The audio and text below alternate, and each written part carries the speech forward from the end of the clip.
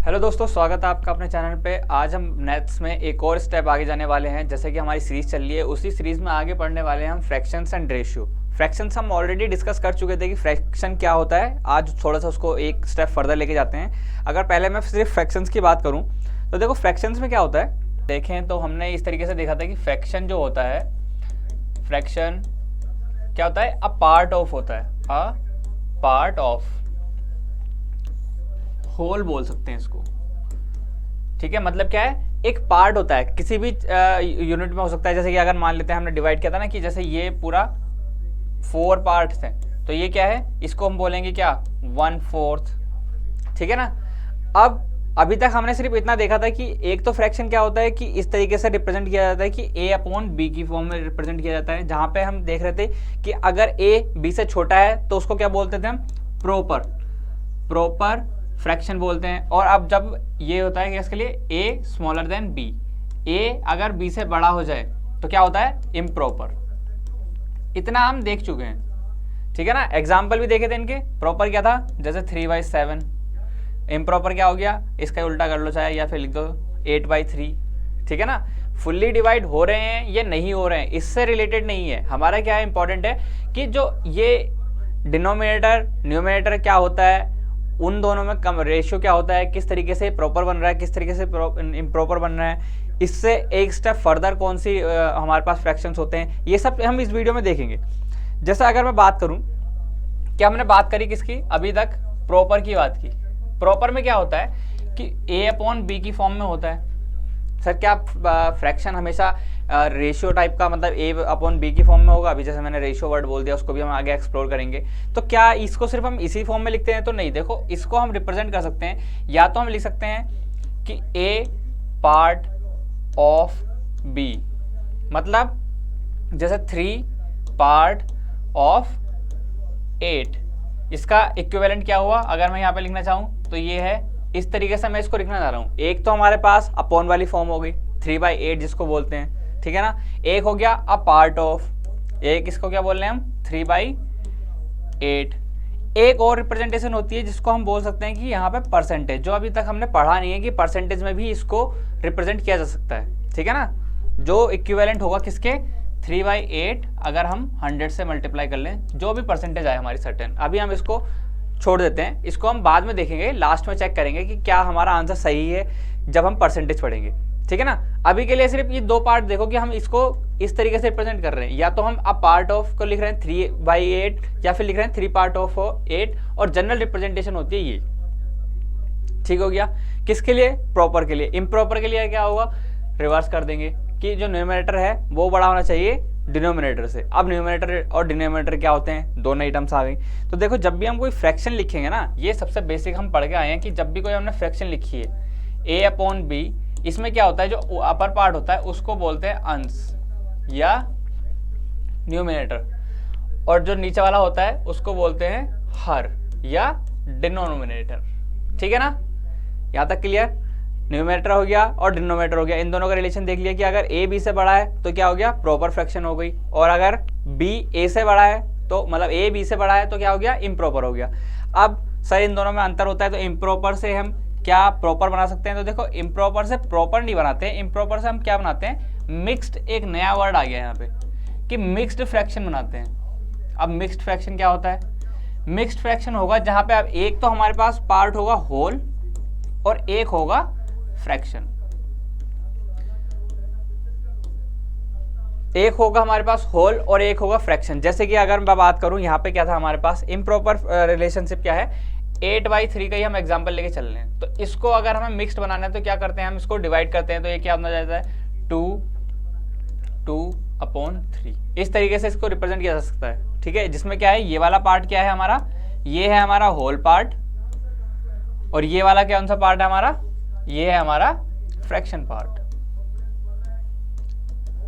ठीक है। यहां तक मुझे नहीं लगता है कोई दिक्कत है। बहुत ही बेसिक मैथमेटिक्स है, 6th क्लास की मैथमेटिक्स है जो कि हमने पढ़ी है अभी तक, कि फ्रैक्शंस देखे हैं, फ्रैक्शंस के टाइप देखे हैं, फ्रैक्शन की रिप्रेजेंटेशन देखी है, और हमने रिलेशन देखा है न्यूमरेटर एंड डिनोमिनेटर का। ठीक हो गया। अब अगर इसको और एक स्टेप फर्दर बनाना चाहूँ कि जैसे कि हम क्या करते हैं, हम बात करते हैं इक्विवेलेंट फ्रैक्शन की। ये इक्विवेलेंट फ्रैक्शन क्या होता है, किस तरीके से मैं इसको स्केल्ड अप करने की कोशिश करूंगा। जैसे कि अगर मैं देखो, मैं कहना चाह रहा हूं कि अगर हमारे पास एग्जांपल है 5/15, ये एक फ्रैक्शन है कि क्या है 15 पार्ट्स हैं और उसमें से 5 पार्ट्स लेने हैं। अब देखो यहाँ पे क्वेश्चन ये आ रहा है ना एक कि फ्रैक्शंस यूज क्यों करते थे। तो देखो जैसे जब फ्रैक्शन का इजाद हुआ, जब फ्रैक्शन बने, तो क्या हुआ होगा, जिसने सोचा होगा उसको क्या होगा, उसको प्रॉब्लम हो रही होगी कि कुछ हमें पार्ट डिवाइड करना है इक्विवेलेंट। जैसे कि अगर हम प्रॉब्लम्स की बात करें, मैथमेटिकल प्रॉब्लम्स क्या आती है, आपने देखा होगा क्वेश्चंस आते हैं काफी सारे कि हमें सप्लाई डिवाइड करनी है, फूड डिवाइड करना है, काफी सारी करेंसी डिवाइड करनी है, हर चीज डिवाइड करनी होती है। तो डिवाइड करने के बाद इक्विवेलेंट पोर्शन हर किसी के पास जाए, तो उसी के लिए क्या होते थे, फ्रैक्शन सबसे पहले यूज होते थे। धीरे धीरे क्या हुआ, इनके जो है हमारे एप्लीकेशन बढ़ते रहे। एप्लीकेशन बढ़ने के बाद क्या हुआ कि इनके रोल जो थे हमारे मैथमेटिक्स में काफी बड़ा हो गया। ठीक है, अब देखो फ्रैक्शन बना, फ्रैक्शन को परसेंटेज में रिप्रेजेंट कर रहे हैं, रिप्रेजेंट को फ्रैक्शन में रिप्रेजेंट करेंगे। ठीक है ना, आपस में एक दूसरे का बैलेंस बना रहे हैं। इसी तरीके से हम क्या हुआ, रेशियो को भी फ्रैक्शन में कन्वर्ट करेंगे, फ्रैक्शन से रेशियो बनाते हैं, आपस में परसेंटेज में कन्वर्ट करते हैं। और परसेंटेज आपको पता ही है कि पूरे मैथ्स में कितने इंपॉर्टेंट है। 2022 के पेपर में सिर्फ परसेंटेज और रेशियो ही मिला था। ठीक है ना, तो इसको छोड़ा नहीं जा सकता। इसको हम बेसिक से इसलिए पढ़ना चाह रहे हैं कि ताकि इसके कॉन्सेप्ट क्लियर रहे हमारे पास। ठीक है, जैसा अभी अगर इसको बोला जाए कि ये आपके पास फ्रैक्शन है, इसको इसके मुझे 2 इक्विवेलेंट फ्रैक्शन और चाहिए, तो उसका क्या मतलब होगा। क्वेश्चन आ गया आपके पास सीधा कि इसके 2 इक्विवेलेंट फ्रैक्शन नीचे से निम्न में से कौन से हैं, तो आप कैसे बताएंगे। देखो इसमें सिंपल क्या होता है हमारे पास कि हमें एक तरीके से इसका रेशियो मेंटेन करना होता है। अब रेशियो फिर से वर्ड आ गया, तो इसको हम अभी हटा देते हैं। हम क्या कहते हैं कि इनको सिंप्लीफाई करके हमेशा क्या होना चाहिए, सेम वैल्यू आनी चाहिए, सेम रिप्रेजेंटेटिव आना चाहिए। तो ऐसे में हम क्या करते हैं, हम मल्टीप्लाई कर सकते हैं, ऊपर नीचे सेम नंबर से मल्टीप्लाई कर सकते हैं। तो हमारे पास क्या आएगा, एक नया फ्रैक्शन आ जाएगा जिसको हम बोल सकते हैं ये। ठीक है ना, सेम हम क्या कर सकते हैं, इसे हम डिवाइड कर सकते हैं किससे, 5 से अगर हम डिवाइड कर दें। ठीक है, तो क्या होगा, अगर इसको 5 से डिवाइड करूं 5/15 को, तो ये 5 से डिवाइड हो जाएगा और 15 ये भी 5 से डिवाइड हो जाएगा, तो क्या हो जाएगा 1/3 आ जाएगा। तो क्या ये तीनों फ्रैक्शन हमारे इक्विवेलेंट फ्रैक्शन है, बिल्कुल है। ठीक है, इन्हीं को बोलते हैं इक्विवेलेंट फ्रैक्शन। ठीक हो गया। अगर आपके पास कभी भी क्वेश्चन आता है कि इक्विवेलेंट फ्रैक्शन बताइए, तो देखो ये इस तरीके से बन सकती हैं। दूसरा, एक सबसे बड़ा मेजर डिफरेंस अभी मैं बताऊंगा फ्रैक्शन और रेशियो में। ठीक है ना, उससे पहले जैसे मैंने बताया, एक हमारे पास प्रॉपर फ्रैक्शन थे, दूसरे इम्प्रॉपर फ्रैक्शन थे, तीसरे हमने जो मिक्स्ड फ्रैक्शन बनाए। अब एक सबसे बड़ा क्वेश्चन यहाँ पे जो आता है वो आता है कि मिक्स्ड फ्रैक्शन से प्रॉपर फ्रैक्शन या इम्प्रॉपर फ्रैक्शन, इम्प्रॉपर ही बनेगा, इम्प्रॉपर फ्रैक्शन बनाना। ठीक है ना, तो देखो इसका वो क्या होता है, रूल क्या होता है इम्प्रॉपर फ्रैक्शन बनाना। जैसे अगर मेरे पास है 8 3 ये हो गया हमारे पास 5, इस तरीके का हमारे पास एक है, दिख रहा होगा शायद, ये 8 3/5, 8 होल 3/5 फ्रैक्शन है। इसको हमें बनाना है इम्प्रॉपर फ्रैक्शन। तो देखो इसका रूल क्या होता है ना, अगर मैं इसको जनरली रिप्रेजेंट करूं AB/C से, तो इसका जो रूल होता है वो होता है AC, मतलब A की मल्टीप्लाई करी C से, प्लस किया B को और अपॉन में डिवाइड हो गया C। ठीक है, ये हमारा फॉर्मूला कह सकते हैं, रूल कह सकते हैं, बेसिक अंडरस्टैंडिंग कह सकते हैं। ये हमारा इस तरीके से हमारा ये कॉन्सेप्ट होता है। इसके बाद क्या है कि जैसे देखो 8 3/5 यहाँ पे करना है, तो क्या होगा, 8 की मल्टीप्लाई हो जाएगी किससे, 5 से, प्लस हो जाएगा 3 इसको होने के बाद, और डिवाइड कर देंगे हमसे 5 से। कितना आएगा, ये आएगा तुम्हारा 43/5 आंसर। ठीक है ना, इस तरीके से हमारे क्या होते हैं, मिक्स्ड फ्रैक्शन कन्वर्ट होते हैं इम्प्रॉपर फ्रैक्शन में। ये बहुत ज्यादा इंपॉर्टेंट है आपके आगे जाके, जो आपके SI DI वाले क्वेश्चन है, SI वाले क्वेश्चन है, CI वाले क्वेश्चन है, DI में बहुत ज्यादा इंपॉर्टेंट होने वाला है, डाटा इंटरप्रिटेशन में बहुत ज्यादा काम आएगा। ठीक है, रेशियो में काम आएगा, आपका परसेंटेज में काम आएगा, हर जगह क्या है ये चीज बहुत काम आने वाली है, जो कन्वर्जन की चीज होती है ना। ठीक है ना, तो देखो यहाँ पे हमारा ये कॉन्सेप्ट था किसका, ये कॉन्सेप्ट हमारा फ्रैक्शंस का था। अब अगर मैं इसको जंप करके आऊं किस पे, रेशियो पे, यहां पे आते हैं हम, रेशियो पढ़ लेते हैं थोड़ा सा। रेशियो क्या होता है, तो देखो रेशियो क्या होता है ना, कि रेशियो होता है एक तरीके से कंपैरिजन कह सकते हैं, कंपैरिजन बिटवीन 2 सिमिलर यूनिट्स। याद रखिएगा, बहुत इंपॉर्टेंट है, कंपैरिजन बिटवीन सिमिलर यूनिट्स।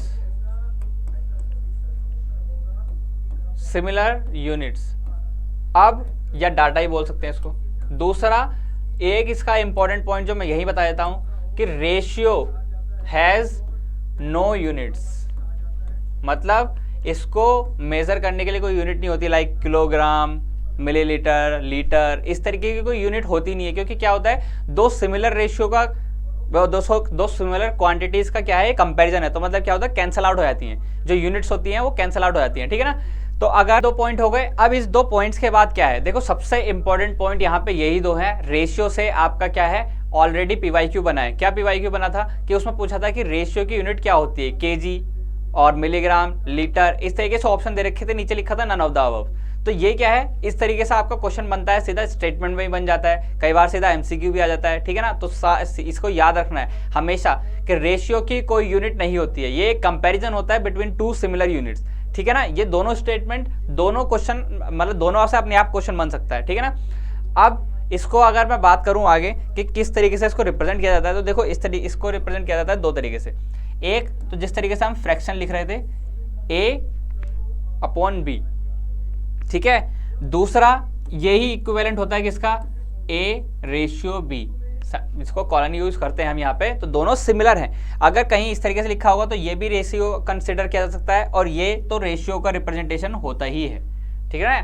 अब सर ये अभी मैंने बताया कि ये तो फ्रैक्शन होता है, तो रेशियो और फ्रैक्शन सेम होता है क्या, तो देखो 2 अलग वर्ड होने का मतलब ही ये है कि दोनों में काफी ज्यादा डिफरेंसेस है, ठीक है ना। अभी हमने देखा फ्रैक्शन यूनिट भी हो सकती है 3/4, ठीक है ना। और यहाँ पे क्या है, यहाँ पे रेशियो से रिप्रेजेंटेशन किस तरीके से होता है और डिफरेंस क्या है, तो देखो मेजर डिफरेंस जो आता है ना वो ये आता है कि फ्रैक्शन क्या होता है कि फ्रैक्शन अगर हम इस तरीके से लिख दें तो ये एक वैलिड फ्रैक्शन है, वैलिड फ्रैक्शन है, ठीक है। बट अगर मैं इसको रेशियो बोलना चाहूँ कि 8/10 इज रेशियो ऑफ समथिंग, तो ये क्या है, यहाँ पे गलत स्टेटमेंट हो जाएगा, क्योंकि क्या है, यहाँ पे एक वर्ड इंक्लूड हो जाता है जो रेशियो को किससे अलग करता है, फ्रैक्शन से, वो होता है सिंप्लीफाइड। सिंप्लीफाइड मतलब कि जो ये फॉर्म होनी चाहिए ना A/B की मोस्ट सिंप्लीफाइड फॉर्म होनी चाहिए, इसमें से कोई भी कॉमन फैक्टर नहीं होना चाहिए। जैसे यहाँ पे दिख रहा है 8/10 दिख रहा है, यहाँ पे क्या है, इसको फर्दर सिंप्लीफाई किया जा सकता है। फर्दर सिंप्लीफाई किया जा सकता है किससे, 2 से अगर डिवाइड करेंगे तो ये कितना हो जाएगा, 4/5 हो जाएगा। तो 4/5 इज अ रेशियो, ये एक रेशियो है, साथ में फ्रैक्शन तो है बट ये अब एक रेशियो है। यहाँ पे इसको रेशियो नहीं बोल सकते थे, क्यों, क्योंकि ये सिंप्लीफाइड फॉर्म में नहीं था। समझ पा रहे हैं ना कि यहाँ पे क्या है, मोस्ट सिंप्लीफाइड फॉर्म में होना चाहिए, ठीक हो गया। अब देखो जैसे रेशियो की हम इक्विवेलेंट फॉर्म निकाल लेते, मतलब सॉरी फ्रैक्शन की हम इक्विवेलेंट फॉर्म निकाल लेते, रेशियो की भी निकल जाएंगी। रेशियो का जो हमारा कॉन्सेप्ट है इक्विवेलेंट फॉर्म का, वो क्या कहता है कि अगर कोई भी 2 रेशियो सिंप्लीफाइड होके बिल्कुल सिमिलर वैल्यूज दे रहे हैं तो वो क्या है, वो हमारे पास क्या है, इक्विवेलेंट रेशियोज हैं, ठीक है। अब अगर हम आगे बात करें कि क्या किस तरीके का रेशियो काम करता है, तो देखो रेशियो हमारे 2 तरीके से काम करता है। एक करता है रेशियो पार्ट टू पार्ट, दूसरा करता है पार्ट टू होल। सर दोनों क्या होते हैं, देखो मैं बताता हूं कि किस तरीके से होते हैं। जैसे अगर मैं कहना चाह रहा हूं कि हमारे पास टोटल स्टूडेंट है 5, टोटल स्टूडेंट है 5 या 50, चलो 5 ले लेते हैं, ठीक है। जिसमें से क्या है, हमारे पास बॉयज हैं 2 और गर्ल्स हैं 3, ठीक हो गया। अगर हम देखें कि कितना है, टोटल स्ट्रेंथ जो है 5 है, बॉयज 2 हैं, गर्ल्स 3 हैं। तो देखो अब इसमें पार्ट टू पार्ट का एग्जांपल मैं देना चाहता हूं, तो मैं चाहता हूं कि बॉयज टू गर्ल्स का रेशियो क्या है, बॉयज टू गर्ल्स। देखो रेशियो का क्या है कि जो पहले आएगा वही पहले आएगा।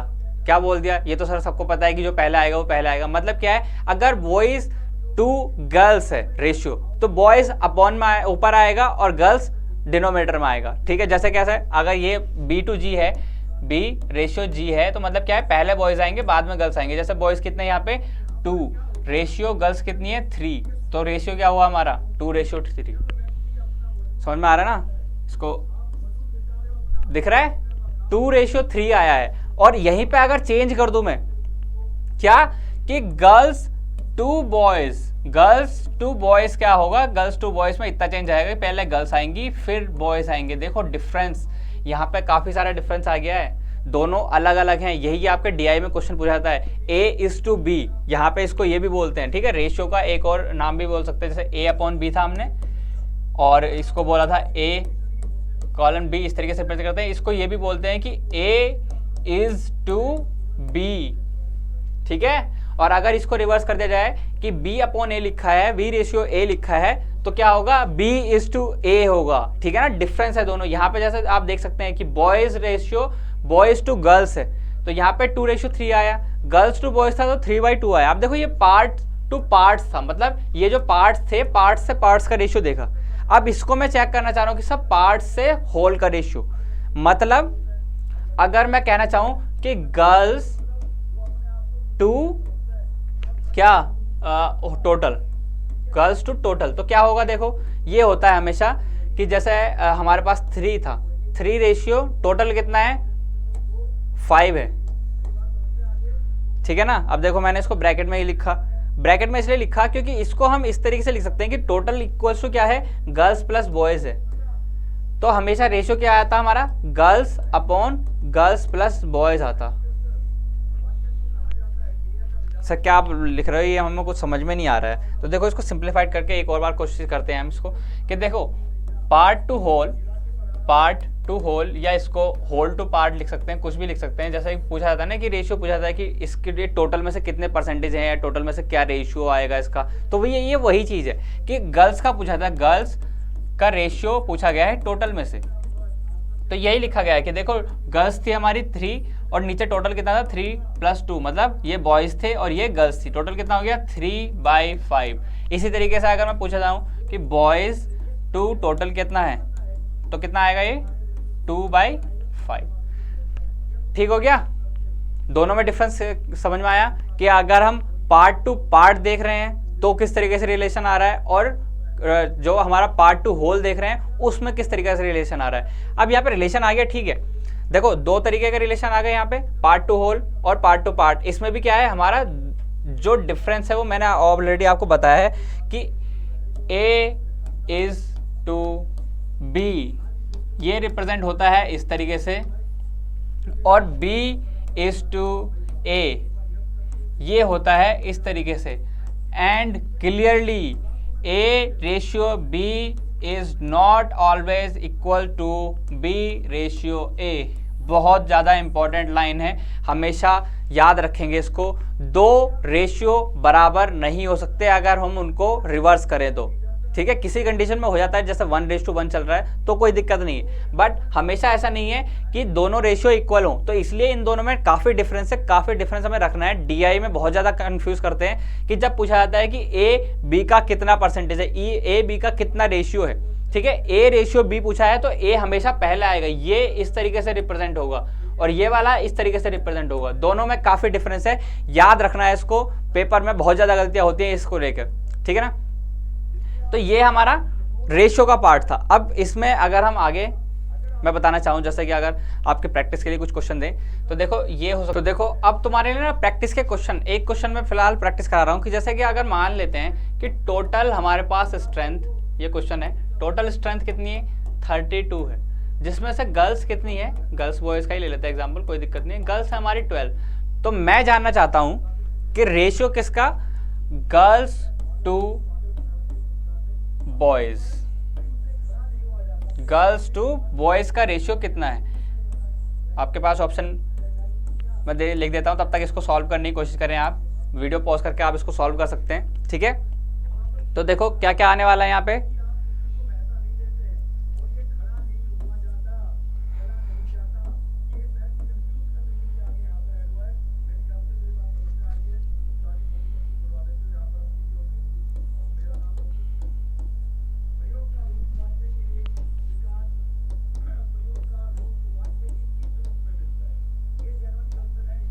ठीक है। ये आपके पास ऑप्शंस हैं, ठीक है। गर्ल्स टू बॉयज का रेशियो हमें बताना है। पहला है 12:18, दूसरा 6:10, तीसरा 3:5 और चौथा है 2:5। ठीक है, इसका आंसर आप कमेंट बॉक्स में आंसर देके बताएंगे कि इसका आंसर आपका क्या आया है। ठीक है ना, इसको सॉल्यूशन में कल बताऊंगा। ठीक है, बाकी ये है। अभी हमारे पास एक इंटरेस्टिंग फैक्ट आता है, देखो। तो अब इस क्वेश्चन को तो आप कर लेंगे, इसके बाद अगर कुछ इंटरेस्टिंग फैक्ट की बात करें रेशियो को लेके, तो देखो एक तो हमने बात करी इक्विवेलेंसी की कि इक्विवेलेंट रेशियो क्या होते हैं। इक्विवेलेंट रेशियो किस तरीके से काम आएगा कि जब भी हमारे पास क्या होगा, वैल्यूज बराबर आए लास्ट में सिंप्लीफाई करके। जैसे कि अगर 15/10 दे रखा है एंड रेशियो दे रखा है 3/2 और दे रखा है 8/16 और एक दे रखा है हमारे पास 30/20, तो इसमें से कौन कौन से रेशियो हमारे बराबर है। ठीक है, ये क्वेश्चन आता है, सीधे सीधे आपके क्वेश्चन आ चुका है ऑलरेडी एंटीनेट में। ठीक है, तो देखो इसको सिंप्लीफाई करना होता है सबसे पहले हमें बेसिक फॉर्म में। जैसे मैंने कहा ना, सबसे सिंप्लीफाइड फॉर्म इन सब की चेक करनी है। जैसे यहाँ पे अगर हम इसको करें 5 से डिवाइड तो ये हो जाता है 3/2। तो देखो 2 तो आ गए, 1 2 तो आ गया। ठीक है ना, अब इसको अगर सॉल्व करूँ तो देखो ये कितना आ जाएगा, 8 से चले जाएगा 1 एंड ये चला जाएगा 2, ये 1/2 हो गया, मतलब ये नहीं आएगा। ठीक है, इसको 10 से डिवाइड किया तो 3/2 आ गया, तो ये हो गए। तो कितने हो गए, 3 हमारे पास इक्विवेलेंट रिलेशन हो गए। तो मोस्ट सिंप्लीफाइड फॉर्म में जब वो होंगे तब हम उनको चेक कर सकते हैं कि क्या वो इक्विवेलेंट हैं या क्या वो इक्विवेलेंट नहीं है। तो हमेशा जब भी हमें रेशियो को इक्विवेलेंसी के लिए चेक करना है, हमेशा हमें क्या करना पड़ेगा, उसको मोस्ट सिंप्लीफाइड फॉर्म में हमें कन्वर्ट करना पड़ेगा। मोस्ट सिंप्लीफाइड का मतलब क्या है कि उन दोनों में, मतलब जो अंश है, हर है, न्यूमरेटर एंड डिनोमिनेटर, दोनों में कोई भी कॉमन फैक्टर नहीं होना चाहिए। वो फर्दर डिवाइड किसी भी कॉमन फैक्टर से नहीं होने चाहिए। ठीक हो गया। अब देखो इस वीडियो को जो मैं एंड करना चाह रहा हूँ वो एक स्पेशल केस से कह सकते हैं, स्पेशल केस कह लो या फिर एक इंटरेस्टिंग फैक्ट कह सकते हैं, जिससे मैं एंड करना चाह रहा हूँ। तो देखो अगर आपने कई बार सुना भी होगा, कई बार देखा होगा कि लोग बात करते हैं किसका, एक ratio, special type of ratio की बात करते हैं, जिसको रिप्रेजेंट करते हैं किससे। ठीक है, इसको बोलते क्या है, इसको बोलते हैं हम गोल्डन रेशियो। ठीक है, गोल्डन रेशियो। ठीक हो गया। इसका नाम तो आपने काफी बार सुना होगा, बट क्या है ये इंपॉर्टेंस, और क्या ये हमारे पास नेट के लिए इंपॉर्टेंट है। देखो नेट के लिए इंपॉर्टेंट नहीं है, नेट में नहीं बोला जाएगा।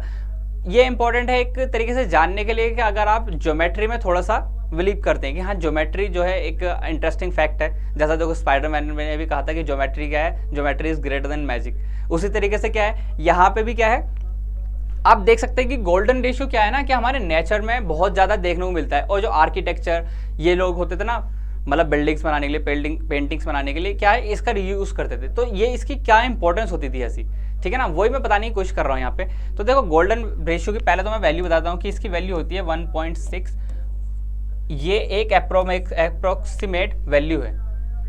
देखो ये वैल्यू है, दिख रहा है, और ये भी अप्रोक्सीमेट वैल्यू है, मतलब कि क्या है, ये आगे तक फर्दर डिवाइड हो सकती है। ठीक है, अगर ये दिख रहा है तो ये सिर्फ मैंने एक अप्रोक्सीमेट वैल्यू रखी है, जो इसकी वैल्यू हमें दी गई है कि ऑलमोस्ट इसके इक्विवेलेंट हो जाते हैं, तो वो गोल्डन रेशियो कहलाता है। बट गोल्डन रेशियो होता क्या है, तो देखो गोल्डन रेशियो इस तरीके से होता है ना कि जब हमारे पास एक होल है, एक होल कोई भी हमारे पास हो सकता है ना, मतलब जैसे हम पार्ट्स का पढ़ रहे थे, फ्रैक्शन का पढ़ रहे थे, उसी तरीके से होल है। होल अगर डिवाइड करते हैं हम लॉन्गेस्ट टर्म से, ठीक है ना, लॉन्गेस्ट टर्म से, तो उसका रेशियो बराबर होना चाहिए किसका, लॉन्गेस्ट टर्म को एक थर्ड पार्ट से अगर हम डिवाइड कर रहे हैं। समझ में आया, नहीं समझ में आया, सर हमें प्रैक्टिकल के साथ समझाइए।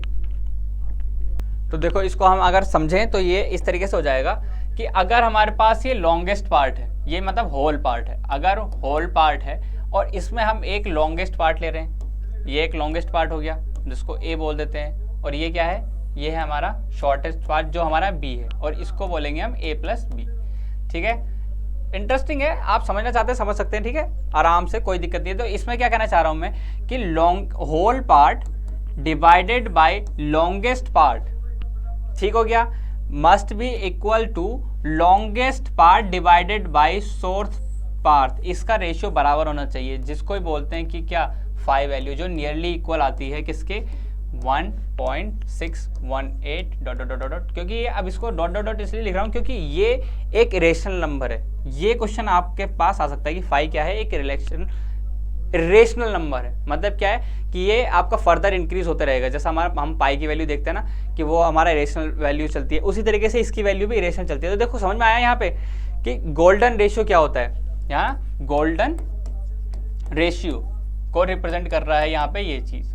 तो गोल्डन रेशियो क्या होता है, तो देखो गोल्डन रेशियो क्या होता है, गोल्डन रेशियो होता है whole divided by the longest part must be equal to या equivalent to the ratio of longest part divided by shortest part. ठीक है ना, देखो यहाँ पे ज़्यादा कंफ्यूज होने की बात नहीं है, जैसा मैं बोल रहा हूँ कि जिसको याद नहीं करना, ये एक इंटरेस्टिंग फैक्ट है, जो ज्योमेट्री लवर्स हैं उनके लिए एक इंटरेस्टिंग फैक्ट है कि यहाँ पे गोल्डन रेशियो जो हमारा नेचर में पाया जाता है, जो यूज़ करते थे आर्किटेक्चर वगैरह, वो क्यों यूज़ करते थे, उसका सिग्निफिकेंस क्या है। तो देखो ये सिग्निफिकेंस है कि अगर होल को हम डिवाइड करते हैं लॉन्गेस्ट पार्ट से, जो लॉन्गेस्ट पार्ट हमारा ए है वो रेशियो में बराबर रहता है किसका, लॉन्गेस्ट पार्ट को अगर हम डिवाइड करें शॉर्टेस्ट पार्ट से, शॉर्टर पार्ट या स्मॉलर पार्ट कह सकते हो। ठीक है ना, तो देखो ये था मेरी तरफ से आज की क्लास के लिए। हमने रेशियो पढ़ा, फ्रैक्शन पढ़ा, ठीक है। अब इसमें आगे जो चीज़ें आती रहेंगी हम धीरे धीरे इसको सम अप करते रहेंगे। अब देखो रेशियो को पहले क्यों पढ़ना था, एज से या फ्रैक्शन से, या फ्रैक्शन ही हमारा परसेंटेज से, और हमारा क्या आ गया SI DI वगैरह, इन सब से आ जाएगा, क्योंकि देखो इनका यूज़ आगे इम्प्लाई होने वाला है। ये सब इम्प्लीकेशन होगा